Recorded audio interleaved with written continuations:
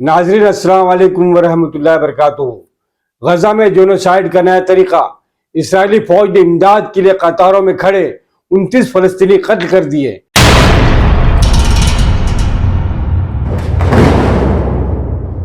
गजा में जुमेरात को इसराइली हमलों के नतीजे में मजीद 29 फलस्तीनी कत्ल कर दिए गए हैं, जिनमें 21 ऐसे अफराद भी शामिल हैं जो नाम निहाद इमदादी मरकज के करीब खुराक के इंतजार में खड़े थे।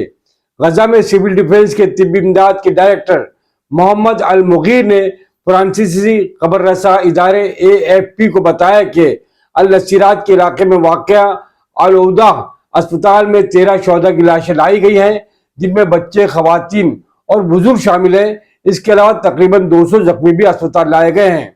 उनका कहना था कि ये सब इसराइली ड्रोन तैयारों की बमबारी और बराह रास्त गोलियों से किए गए हमलों का नतीजा है, जो कि वस्ती गजा में निटाजीरम चौकी के नजदीक इमदादी मरकज के करीब जमा शहरों पर किए गए।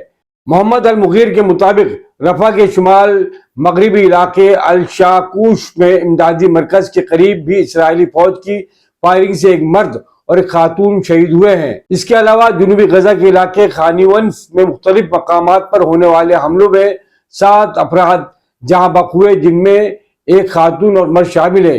ये तमाम जो बतन अल समीन में निशाना बने।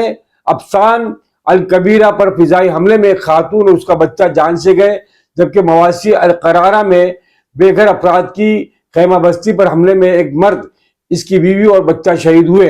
शुमाली गजा में वाक़ अल शिफा अस्पताल में 6 अफराद की लाशें लाई गई हैं। ये सब खुराक लेने के दौरान इसराइली हमले में जाबाक हुए हैं। इनमें से 5 अफराद अल सुदानिया के इलाके में इमदाद के इंतजार में थे, जबकि एक नेटिजारियम के करीब मारा गया। जिबालिया पर एक और हमले में मजीद एक फलस्तीनी जाबाक हुआ है।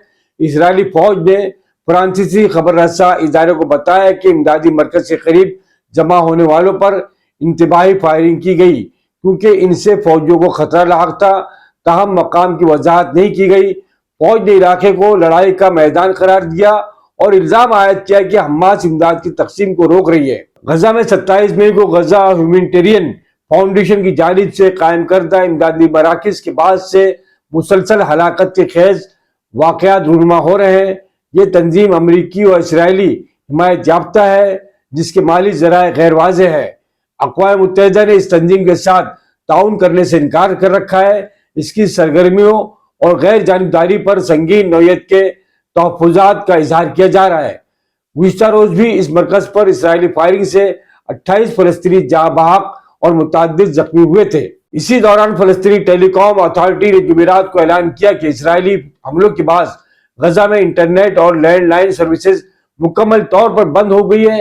अथॉरिटी के मुताबिक फाइबर और ऑप्टिक नेटवर्क के आखिरी मरकजी रास्ते को भी निशाना बनाया गया है, जिसके बाद गजा मजीद डिजिटल तनाई का शिकार हो गया है। बयान में यह भी कहा गया है कि गजा शहर और शुमाली इलाके के बाद अब वस्ती और जुनूबी गजा भी मुकम्मल तौर पर डिजिटल तन्हाई में दाखिल हो गए हैं। ये सूरत हाल इंसानी, तिब्बी, तालीमी और मीडिया खिदमात तक रसाई को मुतासिर कर रही है। अथॉरिटी ने खबरदार किया कि यह सूरत हाल गजा को दुनिया से मुकम्मल तौर पर मुनक़ते करने का बास बन सकती है।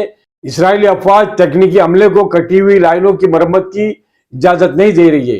ये थी दोस्तों आमना सामना मीडिया की खास report. Camera person Shaheen Patel के साथ अपने दोस्त राशिद को इजाज़त दीजिए। शुक्रिया। जय हिंद, जय महाराष्ट्र, अल्लाह। आप देख रहे हैं आमना सामना मीडिया। वीडियो को शेयर कीजिए, चैनल को सब्सक्राइब नहीं किया है आपने तो सब्सक्राइब जरूर कर दीजिए।